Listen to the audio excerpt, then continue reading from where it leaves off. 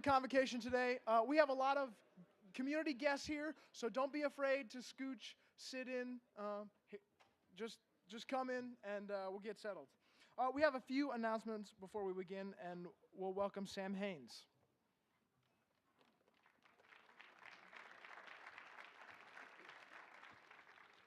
Good morning, everyone. Has a faculty or a staff member had a significant impact on your life as a student here at Bethel College? I'm sure they have. Nominate him or her for the Schrog Helping Hand Award.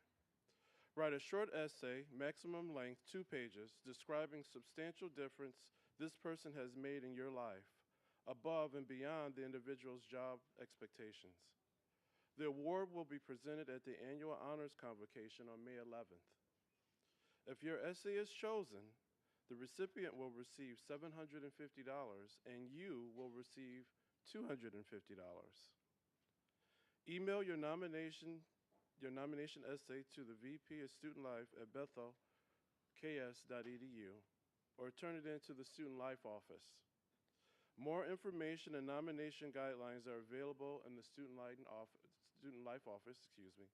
The deadline is Friday, April 27th at 5 p.m. I look forward to seeing your nominations. Thank you.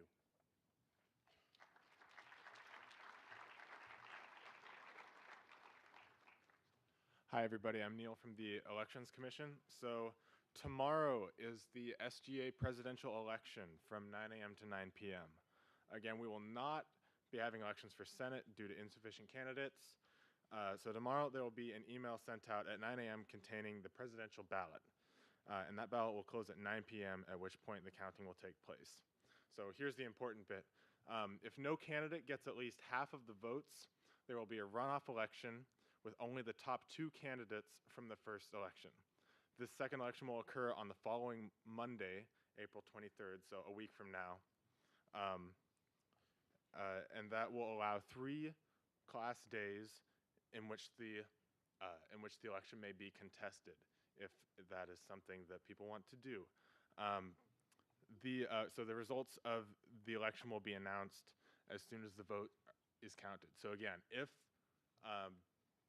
if we don't get a simple majority of people voting for one presidential ticket, there will be a second election next Monday. So be on the lookout for that and make sure you vote in both of them. Thanks a lot.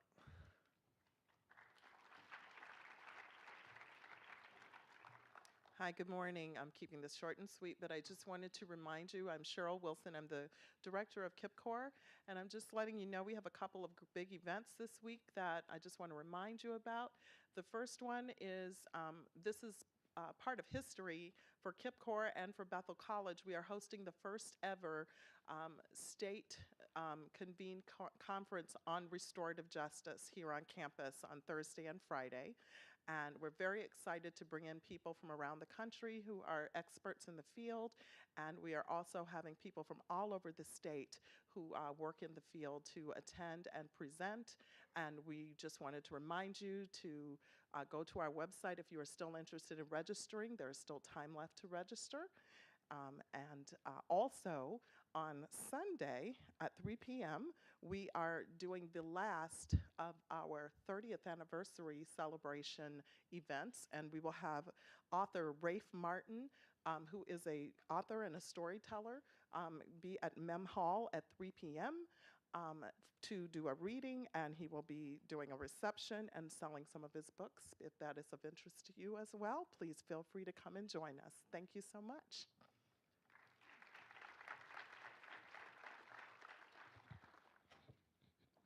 Before today's convocation, just take a moment to silence your cell phones and take a breath to calm that spring Monday energy that we all have today.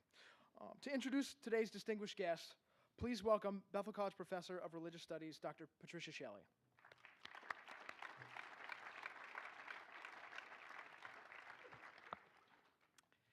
On February 11, 1990, when Nelson Mandela was released from a South African prison after 27 years because of his activism against apartheid, some Bethel students made a banner saying, "Lift every voice and rejoice, Mandela free at last, let the struggle continue." The next day, a picture, and they hung that banner from the, as you can see, the top windows of the third floor of the ad building. The next day, a picture of that banner appeared in the local newspaper. It's a little hard to see, but that student peering out over the banner was Jelaine Schmidt, today's Convo speaker. Jelaine was already a social activist when she graduated from Bethel with a Bible and religion major in 1991. And after working for 2 years doing policy analysis and lobbying in Mennonite Central Committee's Washington office, she started graduate work at Harvard, completing a PhD in 2005. In that same year, 2005, she spoke to a Bethel Convo audience about her field research in Cuba, which was part of her doctoral work in African diaspora religions, and this continues to be one of her academic interests. She's been teaching religious studies at the University of Virginia in Charlottesville for the last 11 years, and she is still a social activist. Her commitment to social justice has taken her from the top of Bethel's ad building to the streets of Charlottesville last summer, during what local activists call the Summer of Hate. Jelaine was one of the co-founders of a Black Lives Matter chapter in that city. For the past 15 months, she's been part of a dramatic struggle in that city to remove Confederate statues from prominent public spaces. That conflict made national headlines last August 12 when hundreds of white supremacists marched on the UVA campus in protests that became deadly. Jelaine's activism on the streets was undergirded by her research into the history of Charlottesville after the Civil War and her own university's connections to its segregationist past. Her outspokenness on these matters earned her a place on the Chronicle of Higher Education's 2017 influence list of 8 persons who had affected federal policy, campus culture, and the national conversation about education. 5 days ago in Boston, Harvard Divinity School added to the accolades by honoring Jelaine with a Distinguished Alumni Award. Following her presentation this morning, students and faculty are invited to bring their lunches to Seminar A in the Student Center to visit with Jelaine to continue the conversation.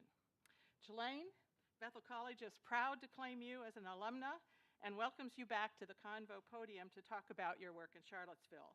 As Bethel's Mandela banner declared 28 years ago, let the struggle continue.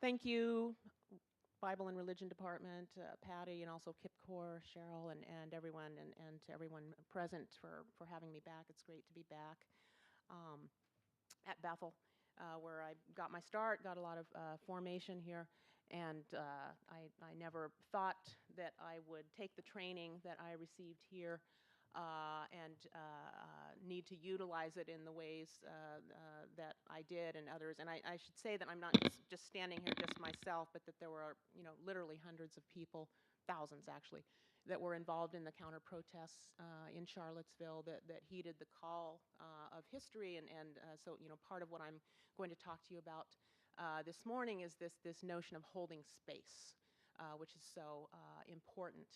And holding space in this sense, has different aspects. It can be rhetorical, political, and physical spaces, holding spaces. That is to say, marshaling arguments and facts in the public square, rhetorically kind of propelling different narratives that confront white supremacy, politically mobilizing, through kind of policy apparatus in the public sphere to affect change, and then literally in terms of holding space, in terms of physical space, what we did in the streets of Charlottesville and its parks all through actually 2016 and 2017, but reaching its, of course, culmination, on that those days of August the 11th, August the 12th. 2017. So just, as an example of holding space, I want to kind of hearken back to some of our activists' inspiration for fighting, and I'm not afraid to use the F word. Got your attention now, right? Yeah. By which I mean fascism. All right. And the steps that you know, these are such extreme times that this really, it behooves us to take brave measures, you know, and to stand up and you know, to think about our approaches and our challenges to you know, kind of these ugly ideologies from the standpoint of history too. So I'd like to kind of cue the video if I can to watch this just 5-minute documentary clip called "A Night at the Garden."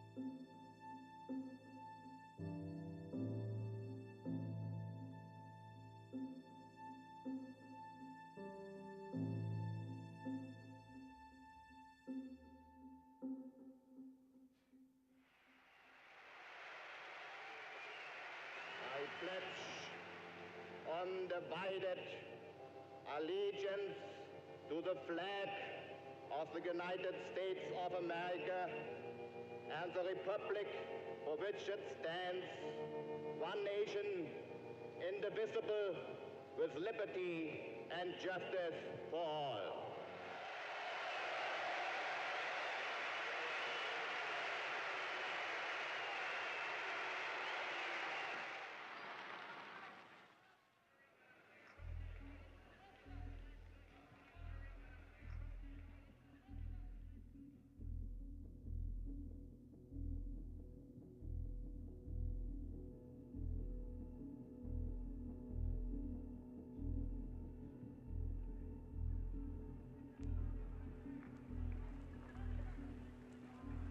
Ladies and gentlemen, fellow Americans, American patriots, I'm sure I do not come before you tonight as a complete stranger. You all have heard of me through the Jewish-controlled press as a creature with horns, a cloven hoof, and a long tail. We, with American ideals, demand that our government shall be returned to the American people who founded it.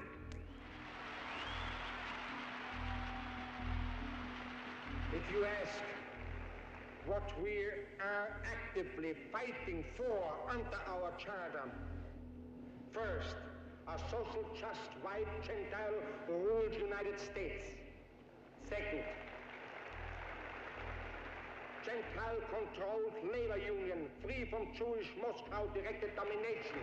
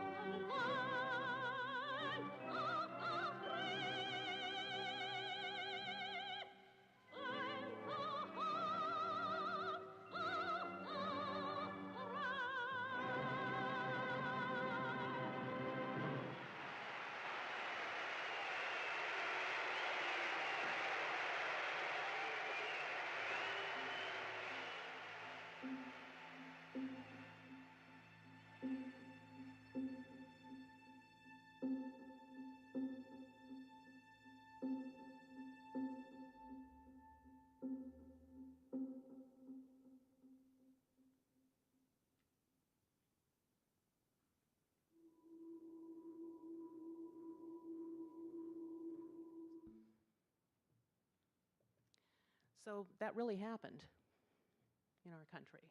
And, there's the contingencies of history, as I learned, from Professor James Youngke, that there are many ways that history can take other paths, and humans make history. Humans are agents. Humans have to exercise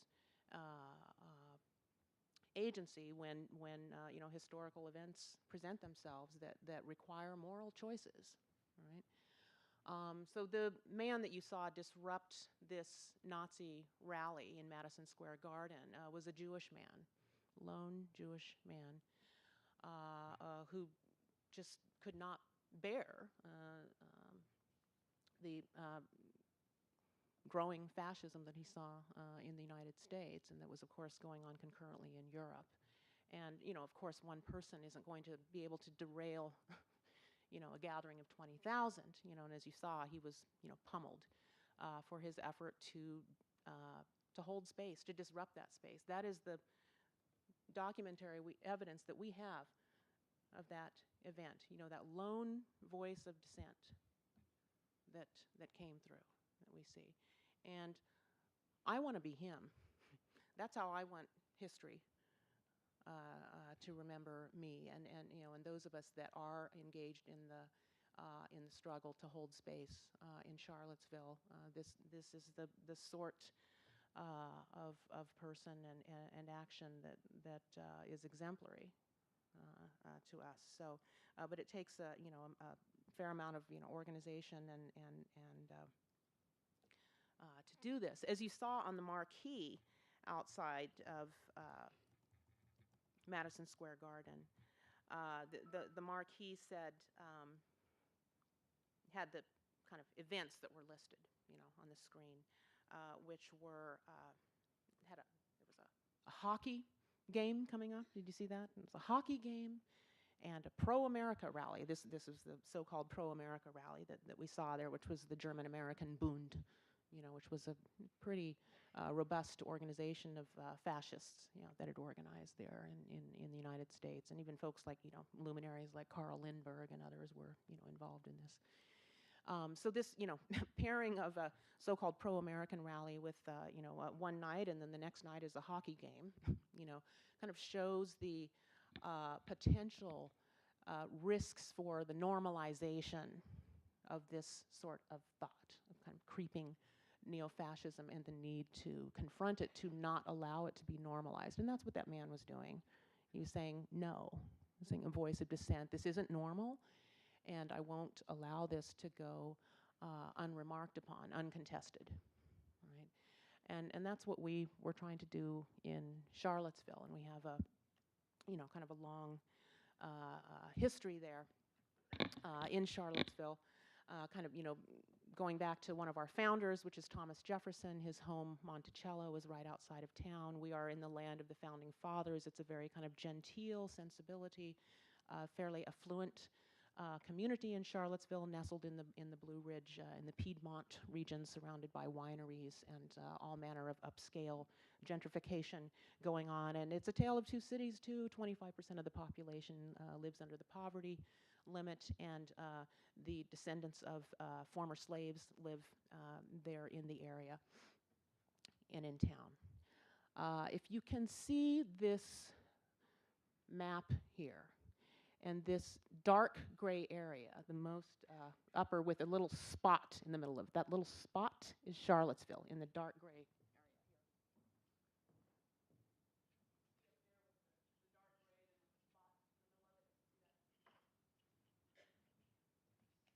That is Albemarle County. The home of Jefferson is there. I mean, this is, the Monticello region, and that spot in the middle is Charlottesville. And as you can see, this is a map of the percentages of enslaved residents of each county of Virginia. And in our county, more than half of the residents in the county at the time of the Civil War were enslaved, all right? And this is, in terms of holding space, this was a fact that, as a kind of work of public history on my part as a scholar activist, that I and others, attempted to kind of inject into the public conversation in order to shift the narrative about our own history as one in which the majority of persons living in Albemarle County at the time of the Civil War were relieved and jubilant when Union forces came in, as opposed to the narratives embodied in the Confederate monuments in our town, which would attempt to quash that narrative by instead lauding Confederate generals. And it was this that we objected to, the taking of space by white supremacist monuments in our supposedly public spaces, which were embracing a narrative, a sanitized, gallant narrative of the so-called lost cause of the Civil War, which minimizes and effaces the suffering of enslaved peoples and instead, seeks to elevate this cause of the Confederacy. So, this is the sort of curriculum that reigned in Virginia until the early 1980s. You can see that, here is a black family apparently reporting for duty, with the new boss there. So a very kind of sanitized version that, slavery wasn't so bad, this was, fine. And this was the type of curriculum in the public schools which bolstered a narrative which made it okay,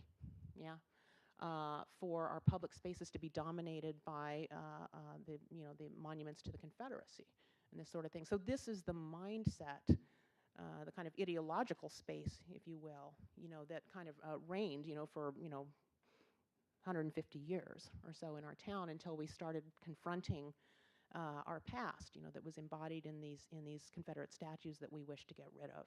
Right? Here, 1920s, is an installation ceremony for Stonewall Jackson Monument. You notice the Confederate flag, which is on the side of the building there. That building is the courthouse.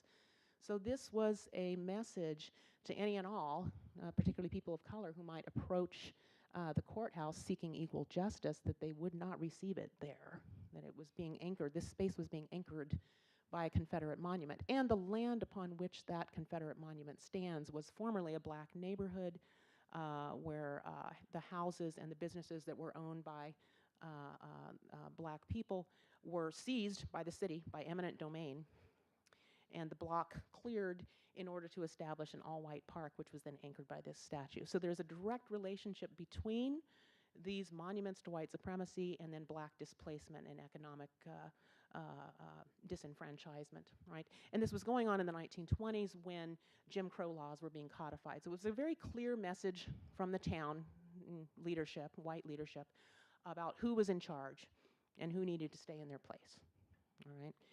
But this becomes normalized. Here's a plaque here, said that, this statue of Stonewall Jackson was given for the pleasure of all who walk by. And assure you, it wasn't everybody. Here's the installation of the Lee statue a few years later. And these installations of these statues were bookended by Klan rallies, cross burnings, right, and the like. And the local chapter of the Ku Klux Klan, in the 1920s, the Klan was a really respectable fraternal organization, right?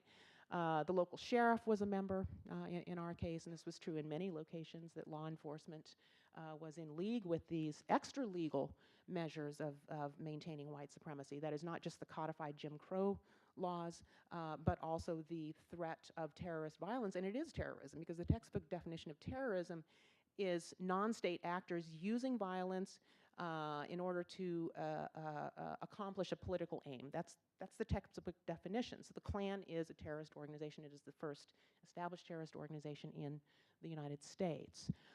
So our local chapter of the Ku Klux Klan had its inaugural cross burning at, wait for it, Thomas Jefferson's tomb up in Monticello. So of all the places they could have selected to have their ceremony, they chose Thomas Jefferson's tomb, such as, he is a symbol of white supremacy to some of these folks. And again, until just before the Klan rally, just this July, there was a plaque in front of the General Lee statue that proclaimed him a Confederate hero and gave a rendition of the Civil War that made no mention whatsoever of slavery.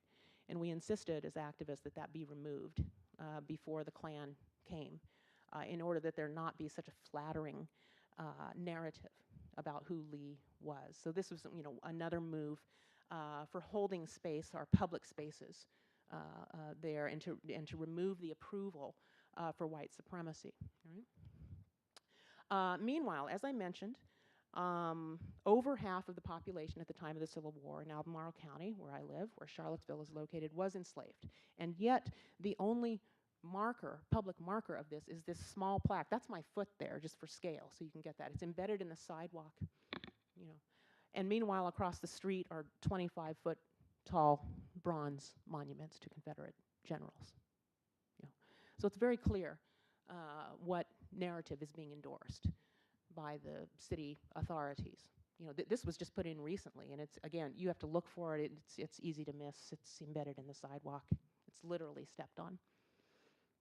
So here you have just a little illustration that just kind of demonstrates. I mean, again, this tiny little plaque is all that represents, over half the population. 2% were free blacks, 52% enslaved.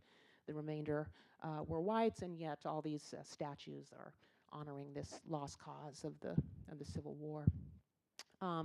So our struggle began in 2016 when a young African-American high school student, Ziana Bryant, pictured here in front at the microphone, started a Change.org petition to remove our Confederate monuments.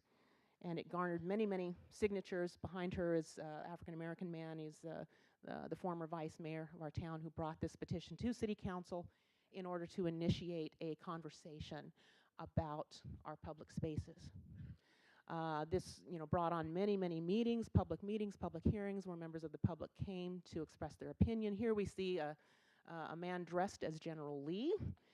That is, there on your left, and then we have kind of Scarlett O'Hara there at the mic on the right. So the proponents of the lost cause came out in force in order to continue their narrative. I mean, again, making their attempt to hold space in these public forums and to marshal their own kind of rhetorical arguments for keeping these monuments.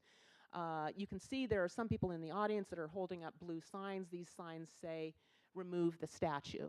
And so we mobilized and mobilized and mobilized in these series of hearings over the spring and summer and fall of 2016, which coincided with the 2016 presidential election. All right? So in other words, we were making a move in our town to remove these statues at precisely the moment that Trump's campaign was mobilizing white supremacist rhetoric, that is, holding space rhetorically, in a way that was very dangerous. And this was a very combustible mixture in our town. Here we see, that's my daughter, Mercedes. There, this is Pride Day in the park, in then named Lee Park. And you'll notice that around the bridle of General Lee, there is a rainbow boa that was tied there. And I may or may not know who did that, but it was, it was an attempt, I mean, kind of, to kind of poke, the pomposity of the lost cause narrative. And something interesting happened there, which is that attendees at Pride, for the first time, were actually interacting with the statue, kind of taking selfies, putting it on social media and the like, in a kind of interacting in a sort of ironized, queered, if you will, kind of version of the Confederacy. We called it Queering the Confederacy.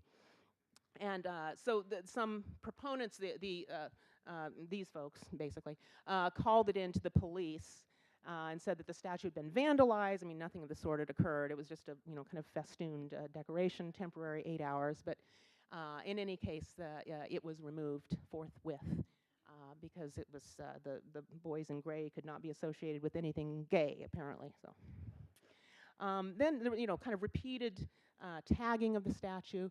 But notice something kind of tragic here. Who has to clean off the graffiti?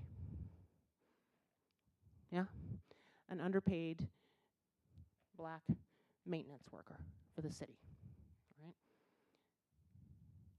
right? 2 days after the Trump election, we were still licking our wounds, and it was the final hearing of the commission to consider the fate of the Confederate monuments. We showed up in great number with T-shirts that we'd emblazoned with 52%, meaning we are standing with the 52% who were enslaved. We want our public narratives, our public spaces to mark and honor their memory, not those of their enslavers. So we showed up at this meeting to make our case, and the commission then recommended to City Council that the statues be removed. You can see us there showing up in public spaces, trying to take up rhetorical space. Also, you can see in the back, Save Lee Park, and you can see that, you know, it's a poster with a statue of Lee also, and hands off our monuments, you know. But the majority, the conversation had shifted from one in which older conservative white Southerners who used to be the only presence at these meetings, at these commission hearings, used to show up and advocate maintaining the statues. We had mobilized in our town to get our friends and neighbors and colleagues to show up, because it's important to show up to take space, all right, and to mobilize, you know, taking space rhetorically as well, to put pressure on the system. And it's always going to be a very small group of people that do this. It's like Margaret Mead said, you know, never doubt that a small group of people can't change the world. Indeed, it's the only thing that ever has, you know, but it takes showing up and mobilization. Republican congressional candidates and Senate candidates and gubernatorial candidates made it part of their cause, their electoral platform to maintain statues. They started showing up. Local white supremacists also were mobilizing. You can see behind the man who's being interviewed is Corey Stewart, who's now currently running for Senate on the Republican ticket in Virginia. And behind it says down with I don't know, statues, and in the back there's a, it says Trump dumped Corey. Let's dump them both. And I don't know who's holding that, but anyway, that's back there too. Might have been me. But our point in showing up was is to hold space, is to not allow there to be flattering sightlines between white supremacists and these iconic statues, because that's what they like. They want to have to control that space because it makes for better propaganda videos and recruitment, you know. So the towns, many of the townspeople and certainly the town leaders were disgusted and dismayed with us activists for doing this, saying that, well, you're just fanning the flames, you just need to ignore them and then they'll go away. Well, that really worked well in Weimar, Germany, didn't it? I mean, nobody's building monuments or writing laudatory biographies for the good people of Weimar, Germany, who just were too tired for politics and didn't show up, right? You can't give an inch to these folks, and we didn't. And they kept showing up, and we kept showing up too. Here's an effort, you know, some progressive clergy got involved. It says, Jesus, the brown-skinned Jew, Palestinian Jew, loves you. This, you know, there, so some Confederates had shown up, but we showed up before them, and that was, you know, we were tracking them enough to know when they were coming, and then trying to show up before them and in greater numbers, and to hold space for longer than them until they would leave. And so we would show up. In this case, you know, because we were there for so many hours, we did kind of, instead of doing the chanting and yelling that we usually did, we kind of did more singing and praying, this sort of thing. So kind of holding space in that way too. Took all sorts of efforts. And then came May the 13th. Charlottesville 1.0, as they called it, which was, you know, and on the right there is Richard Spencer. He's a graduate of the University of Virginia and the head of that so-called National Policy Institute, which is a, you know, kind of genteel white supremacist organization. And they showed up, 150 of them. They'd come earlier to a festival of cultures where there were many immigrants and refugees, and had intimidated them, and then made a beeline to the Germany booth, you know, because this is where they wanted to align themselves. So this was a wake-up call to us that it was just getting worse and worse. Their appearances in our public spaces were increasing in frequency and size. The next night, we held a candlelight vigil there to kind of reclaim that space, you know. And this was, you know, an entire, you know, kind of coalition of folks, and then there was, you know, kind of more and more question of, you know, how do we mobilize to hold space, you know. And there was not always agreement within the coalition, you know, kind of different tactics. The coalition went from the left to the far left, but the effort was, you know, to try and get more of the middle involved too, to get people off the fence, to not be sitting at home or not be doing the kind of slacktivist tactics of, you know, kind of Facebook comments and this sort of thing, but to actually come out, you know, off of social media and into the streets to hold space. Here's a map of our downtown. It shows our parks and where these rallies occurred. One of the ways of holding space is that when they, that is the white supremacists, would show up for their organizational meetings, downtown, eating al fresco outside. We refused to let them eat in peace. And the argument we used with people is, if you're sitting at a restaurant table with your friends, and at the table next to you, a new party comes down and is seated, and they're in full Klan regalia, what do? Do you just kind of shrug your shoulders and keep eating? Or do you say something? Yeah. And what we kept saying to the restaurateurs and other patrons was, these people are the 21st century Klan. This is who they are, and they're planning another torch rally. They terrorized us a couple weeks ago, and they're coming back, and we're not going to let them eat in peace. And so what we would do is we would surround them and hold signs over their head and this sort of thing, yell at them, not allow them to enjoy their meal. Because what happened in the 1920s with the rise of the Klan in Charlottesville was that these people were allowed to circulate in polite society without remonstrance. Even the sheriff was a member, And we said never again, kind of like the first man we saw, busting up that rally of the National Socialists in the Madison Square Garden. Never again. And we're not going to allow you to have a platform publicly to mobilize. We're going to hold this space. We want to keep the shame level up.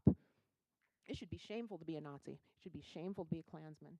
And we don't want this to normalize. And what's happened with the Trump campaign and now in a presidential administration is that he has actual white nationalists in his administration. I mean, of course, Steve Bannon, who was the editor of Breitbart, a self-proclaimed, platform for the alt-right, was, in his inner circle. Stephen Miller is still a Oval Office aide. He's a second-degree Proud Boy, in one of these organizations. Anyway, so we would come and protest. The restaurateurs were very frustrated with us, activists, as were many people in genteel Charlottesville who just wanted to enjoy their $40 locally sourced steaks and drink a $15 glass of Côte d'Aron in peace. Right? But we kept at it, and sometimes there were scuffles, that broke out. There were arrests and this sort of thing. And here we are, they're confronting them in front of these restaurants and bars, not allowing. And we told the restaurateurs, if you quit serving them, we'll quit showing up. We won't do this, and we will also patronize your restaurants. So the choice is yours, And, as it turns out, it's not a violation of equal accommodations to refuse service to Nazis. They're not a protected category. They're not, And so we kept emphasizing this, And so some of the restaurateurs got on board, started hanging up signs like this. It's kind of like kryptonite, these Nazis come in and see, Black Lives Matter and a gay pride flag, and they're out of there, Then came, the Klan rally, and there were some folks that took the path of nonviolent militant resistance in attempting to prevent the entrance of the Klan into the park, just kind of as a statement of conscience. Again, trying to hold space. Of course they're going to get into the park. They have a permit and everything, but at least there was a public expression of dissent that was vocal and visible. This was the point. Here he is. I don't know if you can read the bottom two lines of the poster, but it says the Talmud is a child molester's biblo, so that he's there because the biblo told him so. Here's some elder members of our community, Bee and Jim, and they are old civil rights movement activists. She's from Mississippi, worked on Freedom Summer. He was a draft resistor, spent time in federal prison. They were underground for several years during the 60s, and they show up for everything, And they're wonderful people and an example. I want to be them when I grow up. The police were ready too. They'd really, one of the critiques we have is how the police have become increasingly militarized and how the state uses violence against citizens, especially the most vulnerable citizens, and particularly those who protest white supremacy in public spaces. So this was, it felt like an invasion. Here they are. They're literally shooting tear gas at our backs as we were retreating. I was given one of the canisters later, and there were 22 arrests. The police were beating some of our number, and we were all kind of suffering from tear gas inhalation. Here I am trying to cover my nose and mouth. I believe my mother was watching was it NBC News that night and saw these images. I mean, I was running toward the camera with my T-shirt over my, and run with a cloud of tear gas behind me. And this is, the unrest that was unfolding during the Summer of Hate. Then came the organizing for the Unite the Right rally, which was supposed to be the mother of all rallies, a kind of gathering point for the alt-right. Organizing, you can see the headliner is Richard Spencer, and many other luminaries. Note that the poster has symbols from 4 different white supremacist or fascist movements. The eagle, which is a kind of a Nazi Germany symbol carrying an Italian fasces, the Confederate flags, and of course Pepe the frog in the middle. So just this conflation of all this hate. So we were, tracking them, and here are the, their propaganda posters were very, high production value. They make very good propaganda, and here's a, kind of showing all the different organizations that were joining in, neo-Confederate organizations, neo-Nazi organizations, self-identified fascists, and also Klansmen coming. Remember that postcard from way back when the Lee statue was being inaugurated in 1924? Well, here's a repurposing of it by David Duke that was tweeted out to advertise the Unite the Right. So there was a very clear connection that the alt-right was making with these older kind of white supremacist symbols and narratives in an attempt to hold space. They were offended that we were attempting to, what they consider kind of an effacing of their version of history from our public spaces. And so there was, very clear making a connection, there. And, here, again, another propaganda poster with General Lee. You will not replace us. This paranoia, racial panic, I call it, of these white supremacists with the demographic changes which are taking place in our country. On the night of the 11th of August, of course, they showed up on the campus there at the University of Virginia. This was right across the street from where I was, which was in a church. We were attempting to have a prayer service to get us all pumped up to go out on the street the next morning. 2 gun threats were called in to the church while we were there. We were attempting to have an altar call, as it were, which is, who wants to get arrested afterwards, and then come back to a nonviolent direct action training. That had to be canceled because the church was put on lockdown while this happened, and my students were assaulted. My students were holding space there. They knew they were going to be beaten. There were several hundred of these guys, that showed up, and there were only 20 students around the Jefferson statue, ironically. And they were assaulted. They were sprayed with lighter fluid, and the intention was to put them on fire. Somebody knocked the torch back at the last minute, or things would have been much worse. Inside the church, I don't think I'm visible here, but we were just trying to bolster our own confidence and praying. And as the church was put on lockdown, we just prayed and sang and clapped even louder. We were scared. We didn't know if they were coming in. But we were determined to hold space and to go out in the streets the next day. It made us even more determined, even though we were scared. We knew then that it was going to be lethal. We knew that somebody was going to die. And then the next morning, we were at the oldest Black Baptist church in town, founded by Freedmen, downtown, gathering for one last prayer service. Packed house. I'm back here somewhere. I have my head bowed. I'm in a Black Lives Matter T-shirt back there. I'm trying to keep out of camera range, but this was the. We knew that somebody wasn't coming back. We just didn't know who. We were looking around saying, who's it going to be? We don't know. But we're going out there. So we went, and there's B, standing next to Cornell West there, and some of my other clergy colleague friends, Muslim, Jewish, Christian, all showing up. The National Guard, many different police forces were there. The clergy marching toward the park. Also the so-called the patriot militia groups also showed up, right-wing militias, everyone heavily armed, and then the fascists themselves marching in, and then the melee, which occurred, which I think you all saw the footage there. So I'll kind of stop things here so that we can have Q&A session. I hope I haven't taken too much time, but just the point is the importance of holding space, politically, rhetorically, physically, in order to have a vocal expression of dissent, in order to maintain some sense of what I call human decency. They criticize this as a political correctness run amok, which, you know, we say, no, we're standing up for human decency, you know, and that we need to defend, you know, these kind of basic sentiments and an ethos which supports human flourishing, not that of one group over another, and certainly not with deadly force, you know. So I'll stop there and just kind of, you know, open it up so we can have some discussion. Thanks.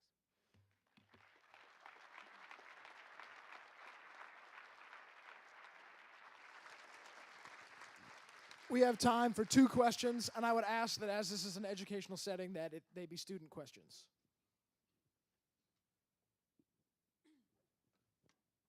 Hi, thank you. It's not on. Okay, there we go. Hi, thank you for coming. This is obviously a very important issue that's going on in our country, and it's very important for me and a lot of students here that I have good connections with. You talked about the blacks being displaced during the Jim Crow, you know, when that happened.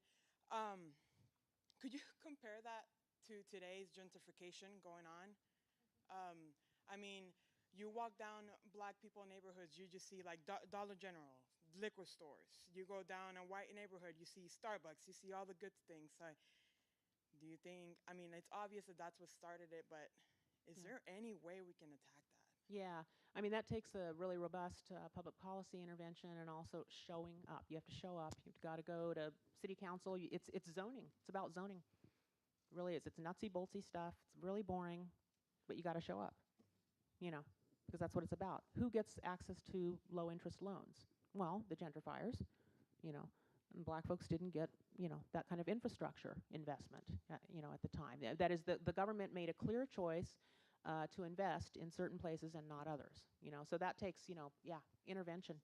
You know, and we're doing that too. I mean, because I talk about white supremacy as having a kind of condensation moments and dissipation moments. And the condensation are the kind of visible, obvious things like statues in our public parks or Nazis marching down our streets. The dissipation moment is how it gets like a toxin kind of breathed into the body politic, and it's lethal, you know, and it becomes part of the infrastructure of, you know, public policy, zoning, stop and frisk policies, all this. It just kind of seeps into the infrastructure, you know, and so we, you know, we need to see this is all of a piece. Hello, thank you for coming. We're very grateful to have you here at Bethel, and especially bring out this topic that you're talking about. You were talking about a little bit how this is kind of like a leftist movement for the Charlottesville. Could you, or have you done any research, or could you possibly talk about how originally some white supremacist groups were formed by Democratic parties and they targeted Republicans, and then how that shift of powers has really come, and how if there's any possibility to unite both parties to really push this issue? Yeah. Well, I mean, after the Civil War, the Ku Klux Klan, you know, formed by former Confederates, and it was basically the enforcement arm of the Democratic Party. I mean, that's a historical fact, you know, in order to suppress black voting, you know, the freedmen voting, you know, then. Because the Republicans were the party of Lincoln, the party of freedom, yes, the Union, you know, and the Democrats were strong in the South. So there was, you know, an attempt at white regaining control, holding space politically in this case, you know, through the Democratic Party apparatus. You know, kind of fast forward, you know, really quick thumbnail sketch to the so-called Southern strategy of the 1960s, begun in the Goldwater campaign of '64 and perfected with Nixon's '68 campaign of mobilizing white voters to vote Republican in the South in order to gain electoral power, hold space that way. So, you know, since then, this is, you know, the Democrats who were white supremacists, you know, kind of Southern Democrats migrated to the Republican Party, and this kind of racial toxicity became a kind of the calling card of their campaign strategies, you know, kind of mobilized with horrible effects in the 1980s, the Willie Horton campaign, and just, you know, so many other. You know, in terms of now, there are some principled Republicans, the so-called hashtag Never Trump crowd, you know, who are, you know, kind of, you know, making a valiant effort to you know, kind of pull back to principles, because the Republican Party was founded in 1854 as a abolitionist party in Wisconsin. It was, you know, about free men and free markets. I mean, it was very simple, and it's gone, of course, strayed very far from that. It's going to take a lot of effort, a lot of holding space, holding forth in public spaces, rhetorically, politically, and indeed physically, in order to kind of bring things together. And as I mentioned, the F word before, fascism. That we need to be on guard and figure out now what our strategies are. But before the special prosecutor gets fired, what is the strategy? And there are strategies, afoot to have a general strike. Bethel participated in 1969 in the general strike, the nationwide strike. Our esteemed professor, Pat A. Shelley, knows a lot about that, right?